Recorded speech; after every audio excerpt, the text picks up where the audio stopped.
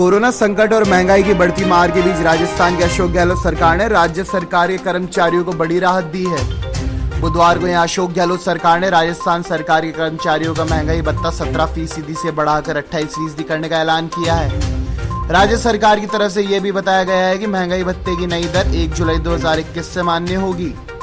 मुख्यमंत्री अशोक गहलोत ने एक ट्वीट पर जानकारी दी है कि राजस्थान सरकार के कर्मचारियों एवं पेंशनर्स की महंगाई भत्ता 17% बढ़ाकर 28% करने का निर्णय किया है। 1 जुलाई 2021 से महंगाई भत्ते का यह दर मान्य होगा। कोविड की कठिन परिस्थितियों के बावजूद कर्मचारियों को संबल देने हैं तो इस फैसले का राज्य सरकार लगभग 4,000 करोड़ रुपए की सालाना व्यय करेगी। भारतीय जनता पार्टी शासित उत्तर प्रदेश और असम जैसे राज्यों में जनसंख्या नियंत्रण के लिए तैयार की जा रही नीति पर छिड़ी बहस के बीच राजस्थान के स्वास्थ्य मंत्री ने भी इस विचार का समर्थन कर दिया है। राजस्थान की कांग्रेस सरकार में स्वास्थ्य मंत्री रघु शर्मा ने कहा कि देश को जनसंख्या नियंत्रण पर विचार करना होगा और यह समय हम दो हमारे एक का हो चुका है।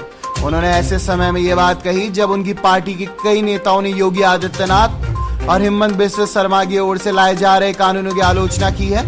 हालांकि विपक्ष के बड़े नेता और राष्ट्रवादी कांग्रेस पार्टी एनसीपी के सुप्रीमो शरद पवार ने कहा कि देश की भलाई के लिए आबादी को नियंत्रित करने की आवश्यकता है।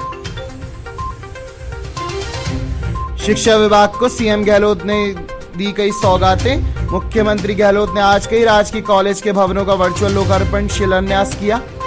इनमें राजकीय महाविद्यालय राजगढ़, खीवसर, बामनवास, पुष्कर, गंगापुर और राजकीय महाविद्यालय राजाखेड़ा के भवन का लोकार्पण किया। प्रत्येक भवन 6 करोड़ की लागत से बनाया गया है।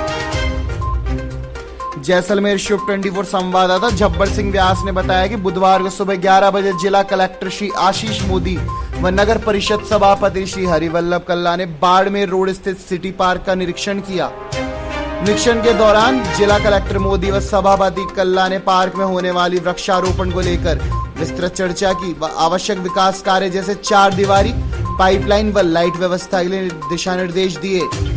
नगर परिषद सभापति हरिवल्लभ कल्ला ने बताया कि आगामी कुछ दिनों में सिटी पार्क में 2100 की संख्या में पौधे रोपित करने का कार्यक्रम रखा गया है, जिसके लिए नगर परिषद पूर्णतः प्रयासरत है। पौधों की रक्षा के लिए 4 दीवारी, पानी की व्यवस्था के लिए पाइपलाइन व लाइट के लिए हाई मास्ट लाइट के मरम्मत कार्य के लिए आदेश जारी कर दिए गए हैं। निरीक्षण के दौरान जिला परिषद सीईओ नारायण सिंह चारण ने आयुक्त शशिकांत शर्मा, पूर्व पार्षद मेघराज सिंह, चंद्र प्रकाश व्यास, महेश व्यास व जिला प्रशासन, नगर परिषद एवं जिला परिषद के अधिकारी गण उपस्थित रहे। डीग से हमारे शिफ्ट 24 रिपोर्टर अमरदीप सैन ने बताया कि समाज सेवा एवं चिकित्सा क्षेत्र में दुनिया में अपना महत्वपूर्ण लुपिन फाउंडेशन योगदान रखती है। सम्मान समारोह में संभागीय आयुक्त पीसी बेरवाल, मुख्य अतिथि एवं लुपिन संस्था के निदेशक सीताराम गुप्ता की अध्यक्षता में किया गया। कार्यक्रम की शुरुआत मां शारदे के चित्र के समक्ष दीप प्रज्वलित कार्य किया गया। संभागीय आयुक्त पीसी बेरवाल ने कहा कि लुपिन फाउंडेशन के द्वारा प्रदत्त न्यू नेटल रेस्पिरेटर मशीन के माध्यम से नवजात शिशुओं को जीवन दान प्रदान करना निश्चित ही एक सराहनीय कार्य है। सीताराम गुप्ता ने डीग सब डिवीजन में जिला स्तरीय उप स्वास्थ्य केंद्र की प्राथमिकता पर महत्वपूर्ण बताया। उन्होंने कहा कामा पहाड़ी एवं दूर दराज के सीरियस मरीजों को सुविधा मिलेगी, जिसके लिए लुपिन हर संभव सहायता के लिए संभव मदद की जाएगी। कार्यक्रम में उप जिला कलेक्टर हेमंत कुमार, लुपिन के क्षेत्रीय प्रबंधक राजेश शर्मा, कोऑर्डिनेटर सुरेश चंद्र गुप्ता सहित स्वास्थ्य कर्मी एवं गणमान्य नागरिक मौजूद थे। कार्यक्रम हिंदी पुस्तकालय में आयोजित किया गया। सम्मान समारोह में डॉक्टर, स्वास्थ्य कर्मी, समाज सेवी थे। में सबसे बड़ा जो काम होना चाहिए वो डिस्ट्रिक्ट सब हॉस्पिटल होना चाहिए और सीएचसी को क्रमोन्नत करके डिस्ट्रिक्ट सब हॉस्पिटल होना चाहिए और उसकी बहुत ज़्यादा ज़रूरत है। मैं राजस्थान सरकार से पुरजोर कोशिश कर रहा हूँ, क्योंकि जो कामा से पेशेंट आता है, जो जोरेरा से पेशेंट आता है, जो पहाड़ी से पेशेंट आता है, उसको भरतपुर जाने में नहीं पड़े। और बहुत कोई सीरियस है, जब तक तो उसकी डेथ हो जाएगी भरतपुर पहुंचेगा। बहुत से ऐसे होते हैं उनको इलाज नहीं मिल जाएगा। नंबर 1 तो ये बड़ी चीज़ है। दूसरी सबसे बड़ी चीज़ जो होगी, जो आरबीएम अस्पताल में जो तकलीफ हो रही है, जो स्ट्रेस है पेशेंट का, वो यहीं की यहीं रुक जाएगा। जैसा कि आप लोग जानते हैं, हमें सभी को विदित है कि पिछले 1.5 साल से कोविड रहा है और इस कोविड की चुनौतियों का सामने करने में कुछ खास तौर से विभाग, जिसमें हम मेडिकल और हेल्थ को कहेंगे, कुछ एनजीओ, कुछ सामाजिक सरोकार रखने वाले हमारे अच्छे लोग उन्होंने बहुत अच्छा काम किया। उनकी प्रेरणा बनी रहे, उनका उत्साह बना रहे और लोगों के में एक अच्छा संदेश जाए, इसलिए उन्हें एक सम्मान स्वरूप ये कार्यक्रम रखा। भरतपुर से हमारे शुभ 24 ब्यूरो हेड रामेश्वर फौजदार ने बताया है कि बयाना थाना क्षेत्र के गांव कनाबर में देर शाम दो पक्षों में शिवाचक की जमीन को लेकर झगड़ा हो गया। देखते देखते झगड़े में एक दूसरे पक्ष पर पथराव शुरू हुआ, जिसके बाद घंटों तक चला पथराव एवं लाठी डंडे। झगड़े में एक पक्ष का ट्रैक्टर ऊपर चढ़ाने का भी आरोप है। दोनों पक्षों के 7 लोग हुए घायल, जिनको परिजनों की मदद से कराया CHC बयाना में भर्ती, जहां डॉक्टरों ने 4 लोगों को प्राथमिक उपचार के बाद किया जिला अस्पताल रेफर। घायल राम, तूहीराम, राजाराम गुजर सहित भूपेंद्र गुजर को किया जिला अस्पताल रेफर। वहीं जमीनी विवाद को लेकर भवरी गुजर एवं शिवराम गुजर के बीच हुआ था झगड़ा। सूचना पर कोतवाली पुलिस पहुंची CHC बयाना, जहां घायलों के लिए पर्चा बयान। वहीं गांव में अभी तनाव की स्थिति बनी हुई है।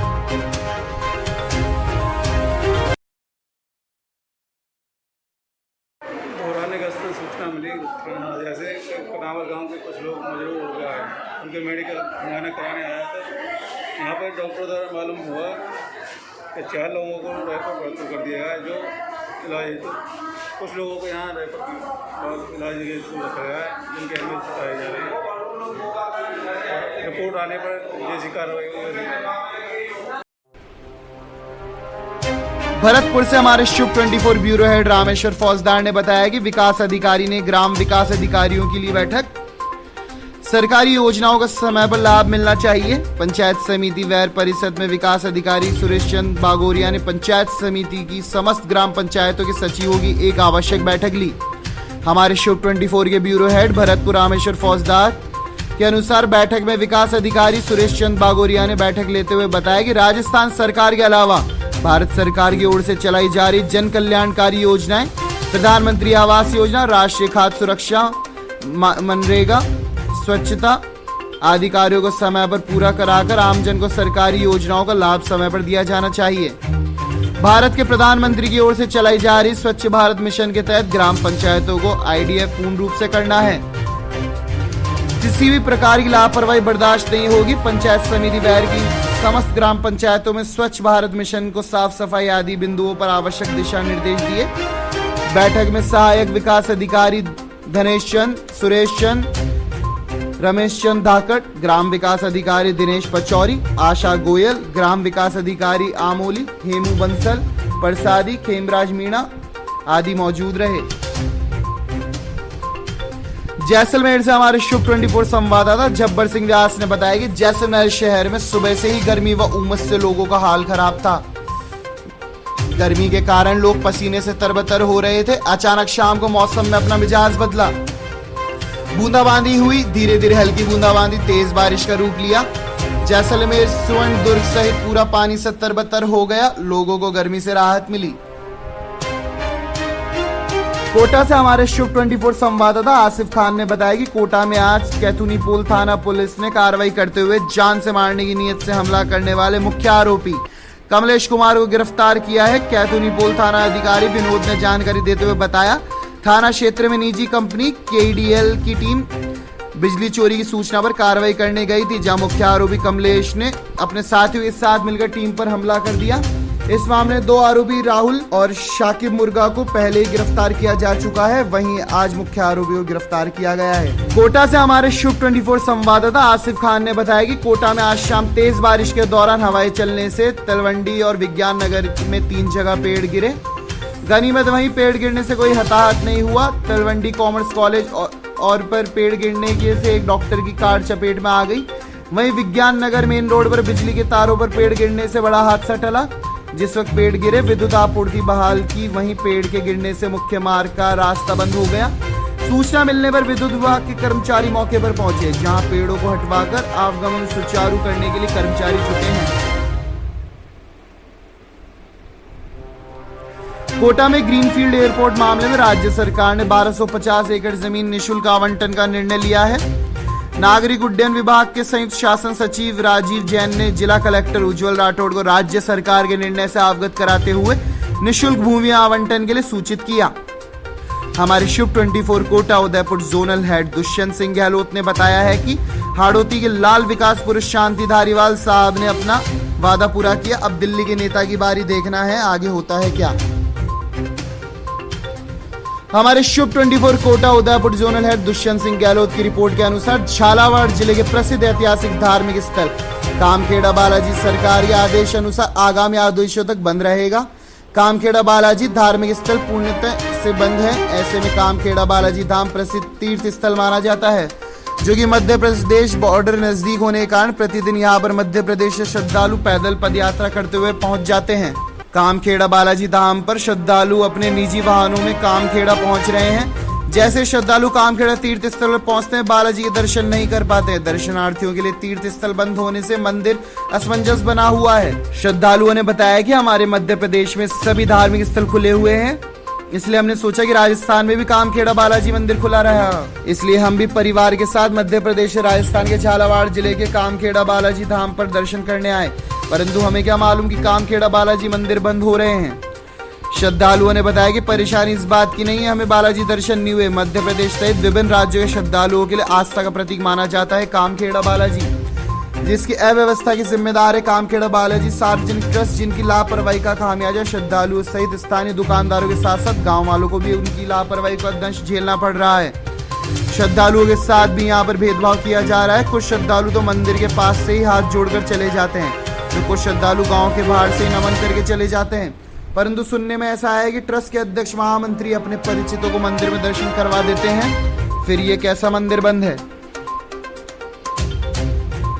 हमारे शुभ 24 कोटा उदयपुर जोनल हेड दुष्यंत सिंह गहलोत ने बताया कि विश्व प्रसिद्ध चित्तौड़गढ़ दुर्ग पर स्थित गोमुख कुंड में मंगलवार को दूसरे दिन भी सैकड़ों की संख्या में मछलियों का मरने का सिलसिला जारी रहा, जिसके कारण आसपास के दर्शनीय स्थलों पर आने वाले पर्यटकों का बदबू से बुरा हाल रहा।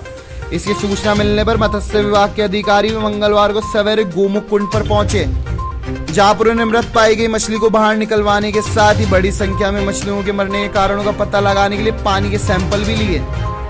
वहीं 2 दिनों में लगभग 8 क्विंटल से अधिक मछलियों के मरने की संभावना व्यक्त की जा रही है। गोमुख कुंड से मरी हुई मछलियों को कुंडली से बाहर निकालने का कार्य लगातार कर रहे हैं।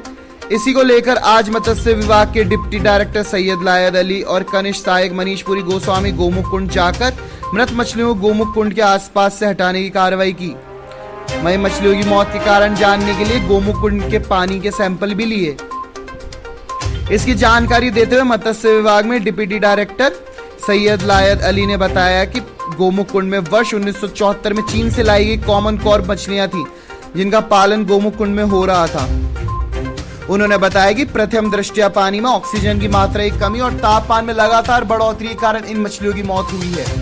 वहीं उन्होंने बताया कि लोगों के द्वारा इस गोमुख कुंड में डाली जा रही विभिन्न प्रकार की खाद्य सामग्री से भी टॉक्सिक होने के अंदेशा जताया जा रहा है।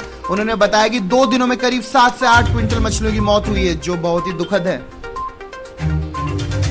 कोटा रामगंज मंडी से हमारे शुभ 24 संवाददाता शाकिर खान ने बताया कि खैराबाद में मंगलवार शाम को शहर काजी वसीम अख्तर की मौजूदगी में हबीब मंसूरी पुत्र पीरू मंसूरी को खैराबाद बाईपास पर बनी ईदगाह व कब्रिस्तान की देखभाल की जिम्मेदारी सौंपते हुए सदर नियुक्त किया।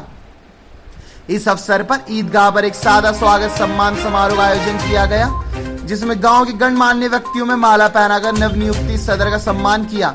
वहीं समारोह में शहर काजी वसीम अख्तर, समाज सेवी टीम के सलीम काका, सागर महाराज, पीरू भाई, हेमेंद्र भैया, भूतपूर्व सरपंच सुशील शर्मा, हामिद भाई को भी माला पहनाकर सम्मानित किया गया। नवनियुक्त सदर हबीब मंसूरी ने कहा कि मुझे कौम ने जो भी जिम्मेदारी सौंपी है उस पर ईमानदारी से कार्य करूंगा। वहीं समाज सेवी हेमेंद्र भैया ने कहा, ईदगाह व कब्रिस्तान में नवनियुक्ति सदर के परिवार को बहुत बड़ा योगदान है, जिन्होंने इसके लिए जमीन दान की है और मुझे उम्मीद है कि इन्हें जो भी जिम्मेदारी दी गई है इसे भली भांति अच्छी तरह से निभाएंगे। वहीं शहर काजी वसीम अख्तर ने कहा कि हमने इनको जो जिम्मेदारी दी है हमें उम्मीद है कि उस पर खरा उतरेंगे। इस अवसर पर भूतपूर्व सरपंच सुशीला शर्मा, वजीर हुसैन, रामपाल वर्मा, पीरू भाई, हबीबुल्ला भाई व अन्य गणमान्य व्यक्ति भी मौजूद रहे। कोटा रामगंज मंडी से हमारे शुभ 24 संवाददाता शाकिर खान ने बताया कि आज सुबह 11 बजे भाजपा कार्यकर्ता व हिंदू संगठन के सदस्य अंबेडकर चौराहे पर इकट्ठे हुए। शहर में धारा 144 को देखते हुए चौराहे पर भारी पुलिस का जाब्ता मौजूद था। 11 बजे के आसपास विधायक मदन दिलावर वहां पहुंचे, जिसके बाद दिलावर के नेतृत्व में रैली निकाली गई, जिसमें भाजपा के कई कार्यकर्ता व कई हिंदू संगठन के लोग शामिल थे। शहर में शांति व्यवस्था ना बिगड़े, इसके लिए जुलूस के आगे पीछे भारी संख्या में पुलिस के जवान चल रहे थे और शहर के हर चौराहे पर पुलिस के जवान मौजूद थे। सुबह कुछ हिंदू संगठनों के व्यक्तियों ने दुकानें बंद रखी तो कई दुकानें खुली रही, लेकिन मुस्लिम समाज ने रैली निकाले जाने तक सभी ने अपनी दुकानें बंद रखी। रैली अंबेडकर चौराहे से बाजार नंबर 3 वहां से पन्ना लाल चौराहे व बाजार नंबर 4 फिर मालगोदाम चौराहे होते हुए थाने के सामने पहुंची, जहां पर विधायक मदन दिलावर ने सभा को संबोधित किया, जिसमें उन्होंने कहा कि प्रशासन हत्यारों को संरक्षण दे रहा है। हम कृष्णा के हत्यारों को फांसी की सजा की मांग करते हैं और परिवार को 50 लाख का मुआवजा व एक व्यक्ति को सरकारी नौकरी देने की मांग करते हैं। बाद में थाने के सामने दिलावर ने रामगंज मंडी एसडीएम बालकृष्ण तिवारी को ज्ञापन दिया। उस समय डिप्टी मंजीत सिंह व तहसीलदार भारत सिंह भी मौजूद रहे।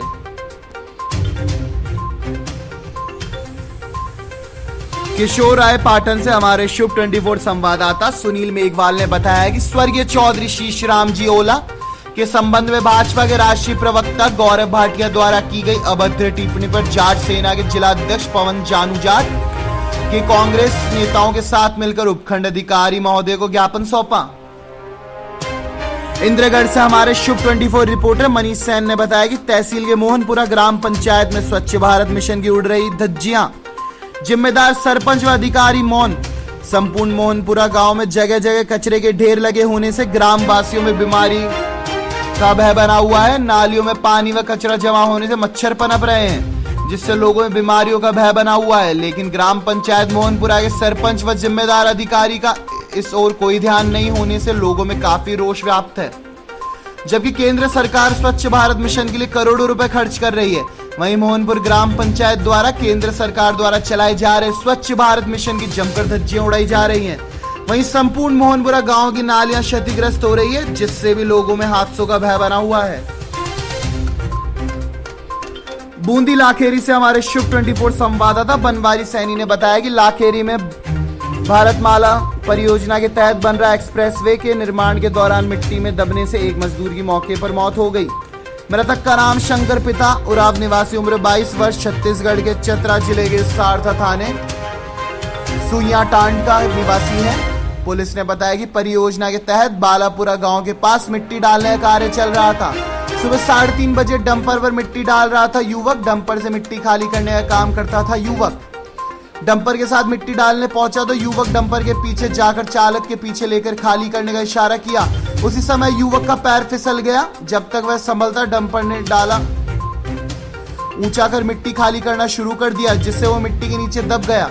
दम घुटने से युवक की मौके पर मौत हो गई। युवक को अस्पताल लाया गया, जहां चिकित्सकों ने मृत घोषित कर दिया। पुलिस ने डंपर चालक के विरुद्ध मामला दर्ज कर जांच शुरू कर दी। शव का पोस्टमार्टम कराकर परिजनों को सौंप दिया गया है। नागौर से हमारे संवाददाता दीनदयाल ने बताया कि नागौर जिले के मुंडवा थाना क्षेत्र में कंडलू गांव में बुधवार सुबह करंट लगने से दादी पोते की मौत हो गई। घटना के बाद दोनों को जिला अस्पताल लेकर पहुंचे परिजनों व पड़ोसियों ने बताया कि घटना सुबह करीब 8 बजे हुई। कंडलू निवासी ओमाराम 35 पुत्र सीताराम बावरी अपने खेत में ट्यूबवेल से सिंचाई कर रहा था। इस दौरान पानी में करंट आने से वह पाणत करते करते गिर गया, जिसे देखकर उसकी दादी मांडी देवी उम्र 72 साल पत्नी हमीरा राम उसके पास पहुंची तो पानी में पैर रखते ही उसके भी करंट लग गया और दोनों वहीं गिर गए। यह देख पड़ोस के खेत में काम करने वाले लोगों ने मोटर बंद कर दोनों को लेकर नागौर के जेएलएन अस्पताल पहुंचे, जहां चिकित्सकों ने दोनों को बचाने का काफी प्रयास किया लेकिन सफल नहीं हुए। दोनों के शव जेएलएन अस्पताल की मोर्चरी में रखवाए हैं। पोस्टमार्टम के बाद परिजनों को सौंप दिए जाएंगे। उधर घटना की जानकारी मिलने पर मुंडवा थाना पुलिस भी मौके पर पहुंच गई। कोटा उदयपुर से हमारे शुभ 24 जोनल हेड दुष्यंत सिंह गहलोत की रिपोर्ट के अनुसार चित्तौड़गढ़ जिले के शंभुपुरा थाना क्षेत्र के आने वाले सावा गांव में बुधवार दोपहर बिजली गिरने से एक महिला की मौत हो गई। वहीं 2 अन्य महिलाएं झुलस गई हैं। इन्हें उपचार के लिए जिला चिकित्सालय में भर्ती कराया गया है। हादसे में जानकारी मिलने के बाद चित्तौड़गढ़ जिला कलेक्टर, पुलिस अधीक्षक व विधायक भी और मामले की जानकारी ली है। जानकारी में सामने आया कि बुधवार दोपहर को सावा गांव में बद्रीलाल तेली का परिवार खेत में काम कर रहा था। दोपहर का समय होने पर परिवार के सदस्य पेड़ के नीचे बैठकर खाना खा रहे थे। इनमें बच्चे भी शामिल थे, तो कुछ परिवार के सदस्य यहाँ से दूर थे। तभी अचानक पेड़ पर बिजली गिरी। परिवार के सदस्य मौके पर दौड़कर पहुंचे। यहाँ आकर देखा तो पता चला कि 3 महिला अचेत पड़ी हुई थी। इस पर गांव में इसकी सूचना दी गई और विभिन्न साधनों से अचेत हुई महिलाओं को चित्तौड़गढ़ जिला चिकित्सालय पहुंचाया गया। ग्रामीणों ने मामले की जानकारी पुलिस एवं प्रशासन को भी दी। जिला चिकित्सालय पहुंचने पर चिकित्सकों ने जांच के बाद एक को मृत घोषित कर दिया। हादसे में सावा निवासी राधा पत्नी रूपचंद तेली, सीमा पत्नी प्रकाश तेली व पुष्पा पत्नी बद्रीलाल अचेत हुई थी। इसमें से राधा को चिकित्सकों ने मृत घोषित कर दिया। इधर हादसे की सूचना मिलने के बाद चित्तौड़गढ़ जिला कलेक्टर ताराचंद मीणा व पुलिस अध्यक्ष राजेंद्र प्रसाद गोयल जिला चिकित्सालय पहुंचे और मामले की जानकारी ली है। यहां परिजनों से घटना के बारे में पूछा तो वहीं पीएमओ डॉक्टर दिनेश वैष्णव से झुलसी हुई महिलाओं के स्वास्थ्य के बारे में जानकारी ली। इधर हादसे की जानकारी मिली तो चित्तौड़गढ़ विधायक चंद्रभान सिंह आक्या भी जिला चिकित्सालय पहुंच गए। यहाँ उन्होंने झुलसी महिलाओं के स्वास्थ्य की जानकारी ली, साथ ही जिला कलेक्टर व पुलिस अधीक्षक से भी चर्चा की। बूंदी लाखेरी से हमारे शुभ 24 संवाददाता बनवारी सैनी ने बताया कि लाखेरी उपखंड के पापड़ी गांव के लोगों ने उपखंड कार्यालय पहुंचकर नारेबाजी के साथ उपखंड अधिकारी को रास्ते में हो रहे अतिक्रमण को हटाने का ज्ञापन सौंपा। ज्ञापन में ग्राम पापड़ी माल खेत में जाने व प्राचीन स्थान बिलिया के देवजी के तक हजारी लाल मीणा के बाड़े में देवनारायण मंदिर के रास्ता बहाल करने की मांग की। पंचायत प्रशासन को भी 28 जून को अवगत कराया तो 15 दिन का आश्वासन दिया था, जिसको लेकर कोई कार्रवाई नहीं की गई। इस रास्ते का सीमा ज्ञान करवाकर रास्ते को बहाल किया जाए ताकि ग्राम वासियों को राहत मिल सके और श्रमिकों को काम मिल सके। हर दिन में कार्रवाई नहीं होने पर 8 दिन की कार्रवाई नहीं होने पर ग्रामवासी धरना प्रदर्शन करने के लिए मजबूर होंगे। जिम्मेदारी प्रशासन की होगी। इस दौरान गांव की महिलाएं और पुरुष मौजूद रहे।